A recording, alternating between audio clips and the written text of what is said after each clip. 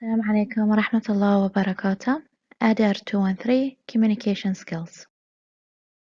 Chapter 2 Written Communication. Lesson 2.3 Other Types of Written Communication.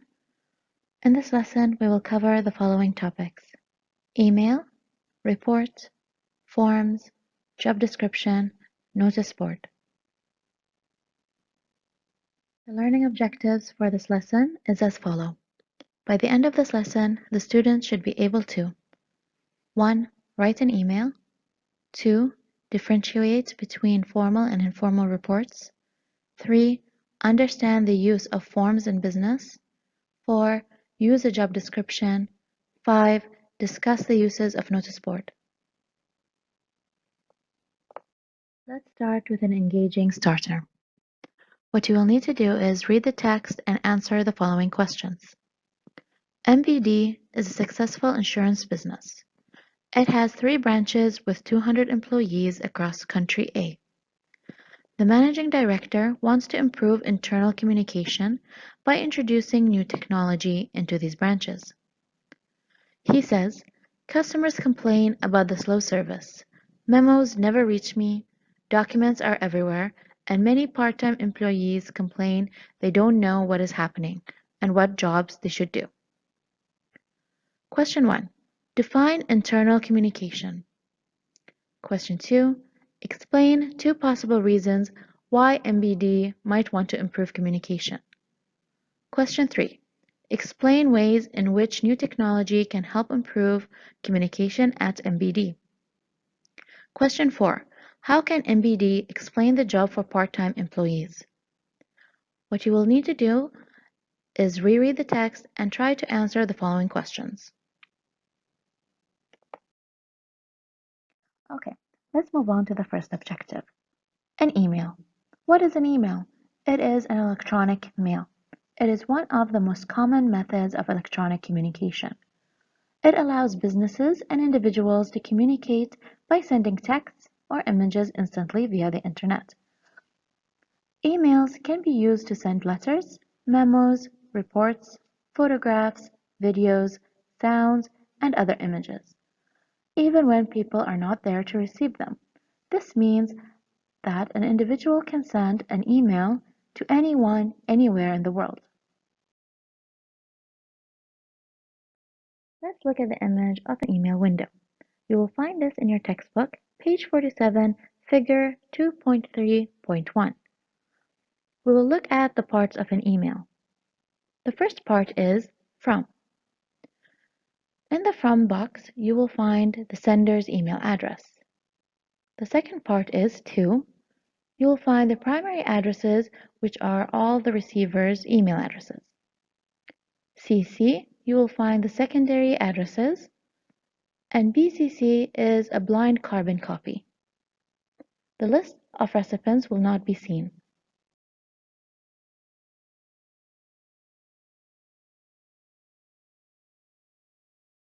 The next part is subject, where you will write the subject of your letter or the topic of your email. Then we have the open white box, where you will write the body of the email. On top, you will find the attachment, which is the button that looks like a paper clip, where you attach any extra files. And lastly, you will have the send button. You will click this when you are done with your email to send it to all your recipients. Alright, let's evaluate what we've learned. What you will need to do is answer activity 2.3.1, page 47 in your textbook. You will do this individually, and you will have 2 minutes to complete your task.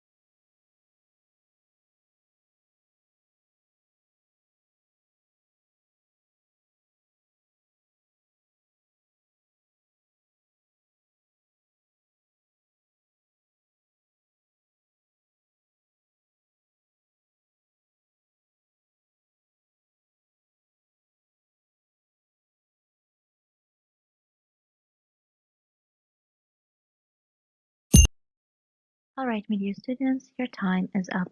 You can check your answers from the information in your textbook. With this, we have completed our first objective. Let's move on to the second one. Reports. A report is a document that is prepared to give the results of an investigation. There are two types of reports, formal and informal. The image in front of you is a picture or an example of a formal report. You will find this in page 49 in your textbook, figure 2.3.3. Let's talk in more detail about informal reports. The informal report may be presented in a memo under an appropriate subject heading and with subheadings, which are considered necessary as well. Parts of informal reports you will have firstly an introduction. This contains background details, a description of the current situation, and the reason for the report. Second, you will have the findings. Here you will find information gathered on the subject. And lastly, you will have the conclusion, which will have the recommendations as to what action ought to be taken. On the screen, you can see an example of an informal report, which is a memorandum. You will find this in page 48 in your textbook, figure 2.3.2. Let's talk more about formal reports. A formal report is written in a professional and formal manner to address complex issues.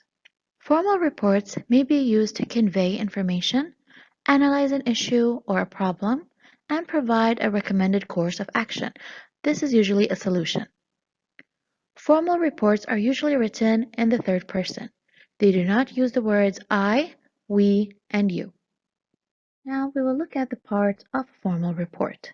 You will find this in your textbook in page 50, figure 2.3.4. A formal report will start with the title page. Here you will have the company name, title of report, details of report receiver, report sender, and the date of submission. Then we will have a summary, which is a brief of the report. We will have the table of contents, and then we will have an introduction. The introduction will conclude the purpose, the scope, and the background. Then we will have the body of the report. Here you will talk about major topic headings and minor topics. Then we will have the conclusion and followed by the recommendation. Lastly, we will have the bibliography, which are the references used from the report, and the appendixes. In the appendix, we will have graphs, maps, and brochures. Let's continue with an evaluation activity. You will answer activity 2.3.2, page 50 in your textbook. You will have 5 minutes to complete this activity.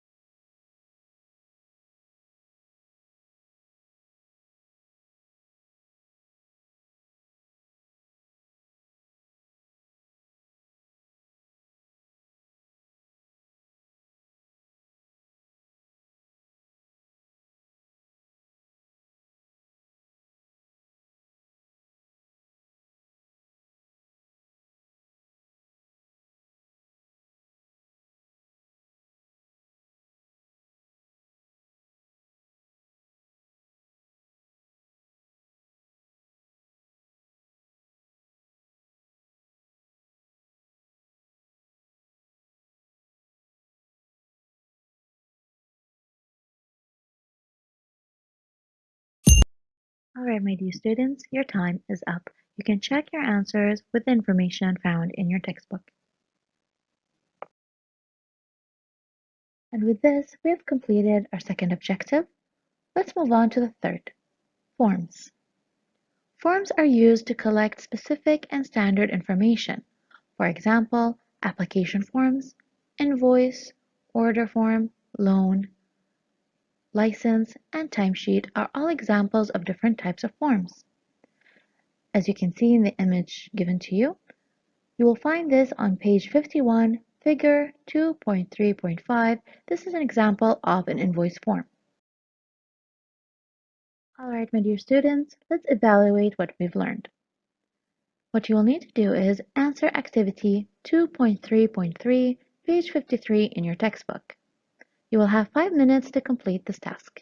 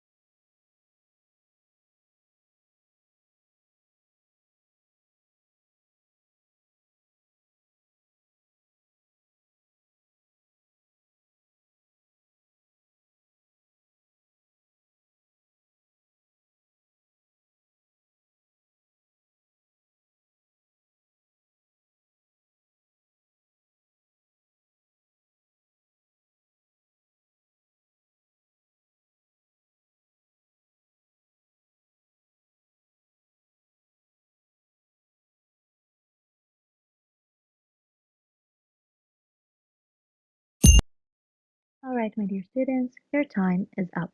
You can check your answers with information in your textbook. Now that we have completed our third objective, let's move on to the fourth. Job description. A job description is a written document that provides all the details about what a job involves. A job description needs to include the following. Job title, for example, accounting clerk. Then we have the main duties of the job, for example, recording of financial transactions and the handling of financial information. Then we have the department the job is in, such as the finance department or production department. We will also have the responsibilities, what the job holder is responsible for, supervising or managing. Accountability, who the job holder reports to, which means who is his manager. Then we have the working conditions, such as hours and wages or salary. Lastly, we will have the name and location of the business organization. The main purpose of a job description is to show clearly what is expected of an employee. As you can see, you will have an example of a job description. You will find this in page 54 in your textbook, figure 2.3.7. Now, let's move on to an evaluation activity. What you will need to do is answer activity 2.3.4, page 53 in your textbook. You will have 3 minutes to complete this activity.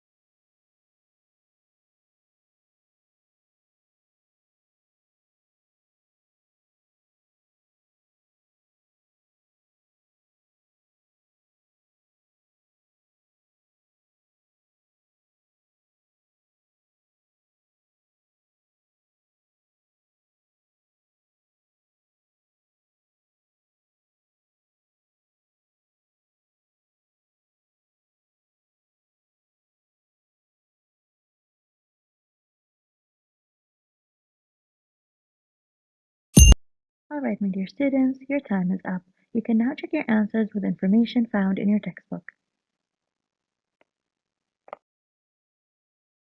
With this, we have now completed our fourth objective, and we will move on to our fifth and last objective of this lesson. Notice board. What is a notice board? A notice is normally used to display factual information, which is open to anyone to read, such as health and safety regulations, training courses, or work celebrations and parties. Notices are normally displayed in prominent places. Notices provide a cheap way of communicating the same information to a large number of people, but they may not be read or may be ignored. As you can see, an example of a notice board. This can be found in page 55 of your textbook, figure 2.3.8. Alright, let's evaluate what we have learned by answering the following question.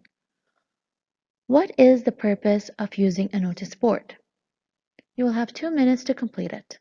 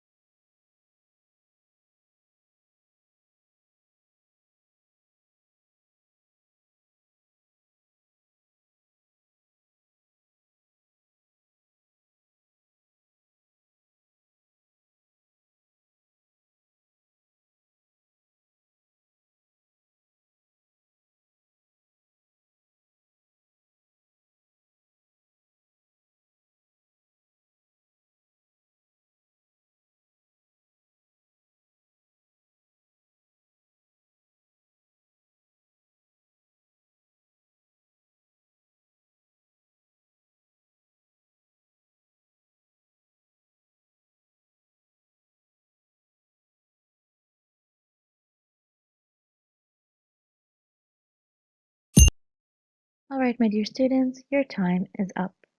You can now check your answers with the information found in your textbook. Well done, my dear students. And with this, we have now completed all 5 objectives of this lesson. Let's move on to some questions. Question 1. Fill the email below from the information given to you.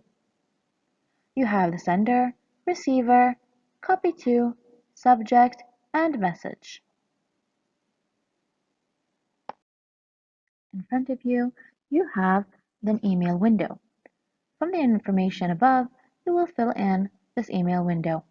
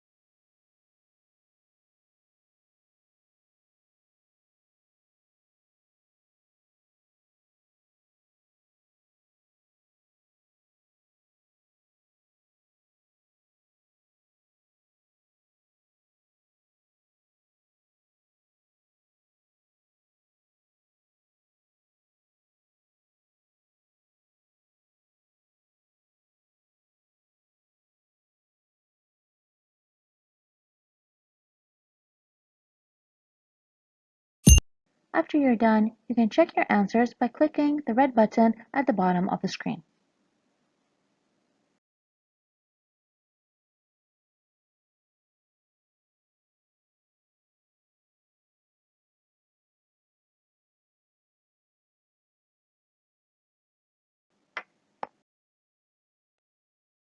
Question number 2. What you will need to do is read the text and fill in the invoice form. Fill the invoice number BA2333, which is to be sent today to the XYZ company. P.O. Box 2873, Asa Town, Kingdom of Bahrain, against their order number 2134, which was ordered 2 days before. The company gives 6% trade discount in each invoice. The sales manager's name is Yusuf Abdallah. You have the item numbers, the quantity, description unit, and price. Here in front of you, you have an invoice form. What you will need to do is fill it with the information provided previously.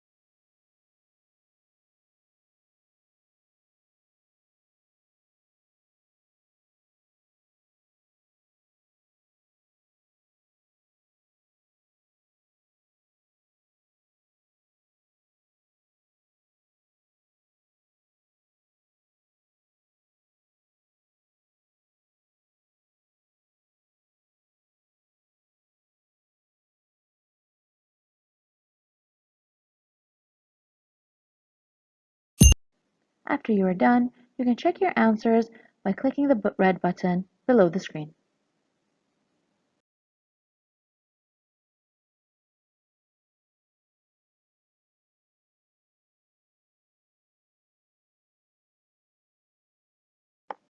Question number 3. The format of a report is usually determined by the audience, information, and purpose. Is the statement true or false? Question number 4. The main purpose of a job description is to show clearly what is expected from an employer. Is the statement true or false? Question number 5. Notices provide a cheap way of communicating the same information to a large number of people, but they may not be read or may be ignored. Choose your answer, true or false. For further practice, you can do additional activities found in your workbook, pages 39 to page 48. Thank you, my dear students. We have now reached the end of this lesson. For further information, or if you have any questions, please refer to your course teacher. Thank you and good luck.